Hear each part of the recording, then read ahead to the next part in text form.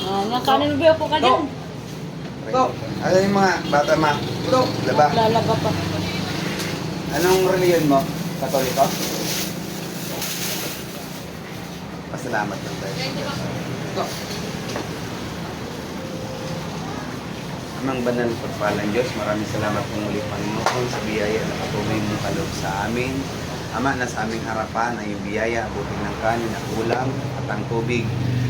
Ama, ang lahat pong ito ay nagmumula sa iyo, kaya marapat lamang po Diyos na ibalik namin sa iyo ang aming papuri para nagpasalamat sa iyo patulihan. At muli po Diyos, dalangin ko Panginoon sa pamamagitan ng mga biyayang ito, alubin mo Diyos na magbigay sa amin ang iba yung kalakasan sa aming pisikal na pangatawan at lalong-lalo na Panginoon sa aming buhay spiritual. Muli po Panginoon, Lord God, dalangin ko Diyos sa pamamagitan ng mga biyayang ito ay magbigay sa amin ng kalakasan sa aming pananampalataya sa iyo. Lord, muli po Panginoon Jesus, binabalik po namin sa iyo. Puri parangal sa samba. Salamat sa iyo. Pangalan. Amen. No! No, Rowe! Amira, may adobo biyo. Hello?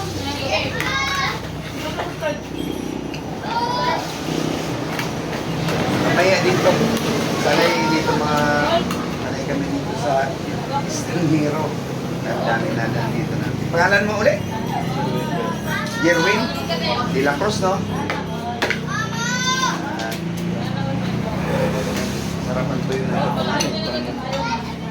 yung mga bulan, nari ko na muna ng karne. Karne ko yun? Ayaw mo ng karne? Hindi ka kumakain ng karne? Kumakain ako. Yan, adobo.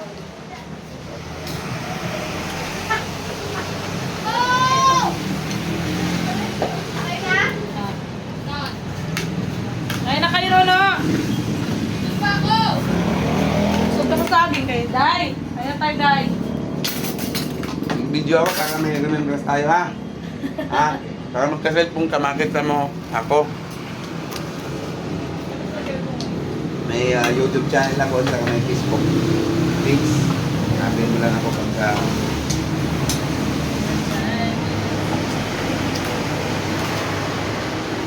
Pangalan ko, Jerwin Ronald. Kuya Ronald Borsi ang apelido namin. Mrs. Jinilin. Ano? Hindi naman, no? Pagka may magka-cellphone ka, search mo kami. Oo! Ang mga tong batang ko eh, ayaw nila kumain. Busog daw sila. Ayaw mo iting grass? Murit ko ito iting grass, ah.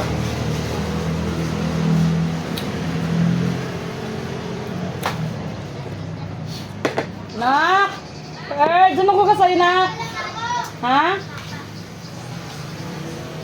Ang galing talaga ni Rowie, ah. Ngayon lang sumipat kay Third, ah.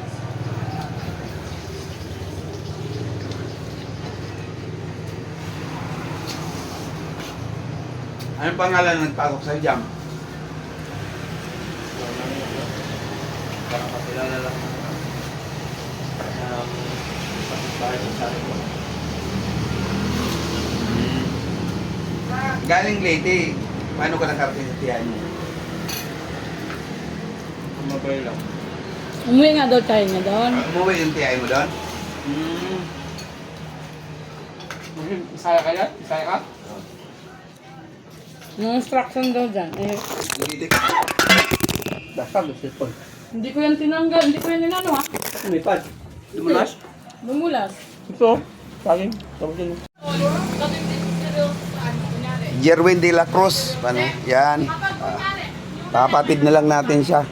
Ayun na yata. Di pa ba yun? Yung parang, ano siya? Galing siya ng... Saan ka galing, Jerwin? Ha? Garay. Garay, oh. Gabi na. Kaya ipapatid na lang natin siya doon sa Bignay, Barangay Bignay. Ayan. Babae, kayo may asawa ka. Yun ang babae. Kung babae kayo, babae. Para naman kahit paano makatulong tayo sa kanya. Taga Leyte ito si Jerwin. Bago lang siya rito sa Manila. Napunta siya rito sa Bulacan. Dito siya kasi taga ano siya taga Valenzuela. Bignay kasi sakop ng Valenzuela yan. Ang trabaho dyan siya sa anong trabaho niya dyan, Jerwin? Anong trabaho niya dyan? Sa ano yung ginagawa sa construction? Aircraft o recraft. Maulan ngayon. Hindi siya makapagtrabaho kaya isang linggo siya walang trabaho. Kaya ngayon, ayun na, angkas! Op! Di makapagtrabaho. Kaya yun. Umuwi na lang. Kaya wala, ubos ng pera. Kaya nahiya siguro tumangingi doon sa mga trabaho. Doon na lang tayo. Asan yung chinin? Plastic? Ano mo ng plastic? Dalay boss, punta kami dyan. Asan yung chinilas ko? Yes, samahan natin. I-atid natin to si Jerwin. Yan ka lang anak. Huwag ka na sumama! Ay mo ano man yung pagbayad doon sa angkas. Yan mo itong kuti ng ano ba, baka mga ano to. Tara. Wala. Ayun ano dyan? Pang ano mo? Uy, ano to? Iwan? Di, sige dyan mo. Walang plastic. Ito plastic ko. Ano to, Iwan? Meron na. Oo.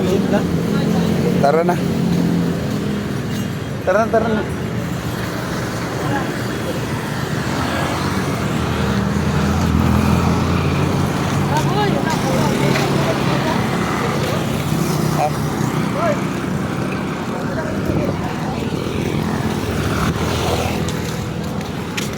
Taliwanag mo. Patid ko lang yung brad kasi hindi pa marunong sa ano. Hingi lang ng tulong yun. Hindi siya ng tulong kasi ano. Malayo, lalakarin niya yung Bignay. Ang layo niyan eh. Hindi daw siya. Pag-uwan lang siya sa atin.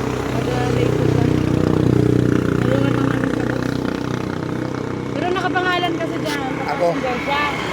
Wala naman cellphone yan eh. Ano sa cellphone? Ibigay mo na sa kanya yung bayad, mama. Tapos, Okay na yun. Yan, ako.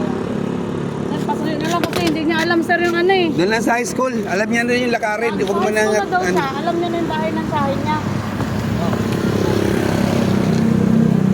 Tanggal mo na yung ano mo, payong. Itago mo yung payong mo. Binigay mo yung number. Pag ando ka na, text ka na lang. Buti malapit ka lang, Brad. Mas ko lang? Ganun ba? Paggabi ka? Ha? Pagkawa sa bahay. Ulan pa naman. Wala. Sige, ingat. Ayaw, Bagay, mapasahero doon. Pupuntan mo. Hindi ka mawawalan doon eh. ano, galing sa Garay, naglakad siya papunta rito eh. Pwede, naghihingi sa akin ng skits pa, ano? Ano naman, awa naman. Nalagdag mo sa pera niya. Yan. Hindi ko na kay Boss 170, 130 ko lang. Yan. Mayroon kang tricycle ka pagdating doon, pwede. Okay, bro.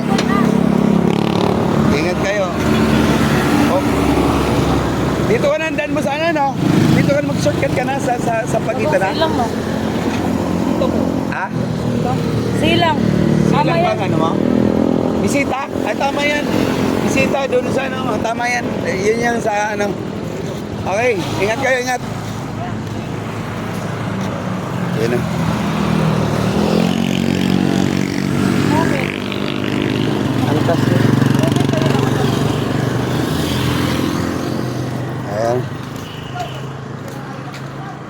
Isa na naman idol na kababayan natin na ano yung tawag yan? Terms? Stranger, new stranger dito sa Manila. Tulungan natin kasi kaparehas din natin yan nung tayo baguhan dito sa Manila. So mahabang kwento, hindi natin na isa-isahin basta wala siyang pera, galing siya sa Bignay at isang linggo siya hindi nakapagtrabaho gawa ng masamang panahon, laging may bagyo, no? Madaling sabi, wala siyang kinitang nakarang linggo. So may utang pa siya doon. Uwi siya sa tita niya, wala na rin siya makain. para may mabayaran yung more or less 300 na utang niya sa kantin. Ang problema, ginabi na siya kalalakad ang layo yan. Norsigaray to Bignay, Valenzuela, ang layo-layo yan. Kaya ihatid ko sana, inaisipan ko may angkas din naman pala. Kaya ibinok na lang na sa angkas, mas mura. Ayun mga idol, sana makarating siya ng ligtas. Ayun, si Jerwin De La Cruz, taga South din ito, malapit sa atin, taga Leyte siya. Kaya yun, although marami naman na nadadaan dito sa atin na ganyan, mga iba-ibang nga sitwasyon. So yun, thank you Lord, at dito siya napunta sa amin.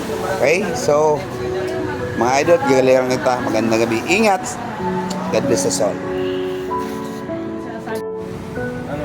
Ito na nga mga kababayan, ito pinag-prepare natin siya bago bigyan natin at binigyan natin siya ng ibang damit na wala siyang palitan daw. Kaya yun mga idol, sana huwag tayong magdamot mga lodi sa malit na kaparaanan, matulong sa ating kapwa. Gawin natin basta ayon sa kung ano yung bukal sa ating puso. At ganun pa man, paalala ko lagi, mag-ingat pa rin sa mga ganitong sa pagkakataon, maging masuri kung yung taong tutulungan natin ay karapat dapat at deserve niya talagang tulungan. Siyempre sa panahon natin ngayon mga idol, talagang marami talaga na hindi natin may alis sa atin na magduda sa mga ganitong mga estranghero o bagong mukha pa lang, hindi natin siya kilala kung ano yung pagkatao niya. Pero ayun nga, suriin muna natin, wag muna natin siyang husgahan mga idol. Yun nga, at napag-alaman naman natin na deserve niya naman tulungan, kaya hindi tayo nag-atubili at nagdalawang isip na tulungan natin itong ating kababayan.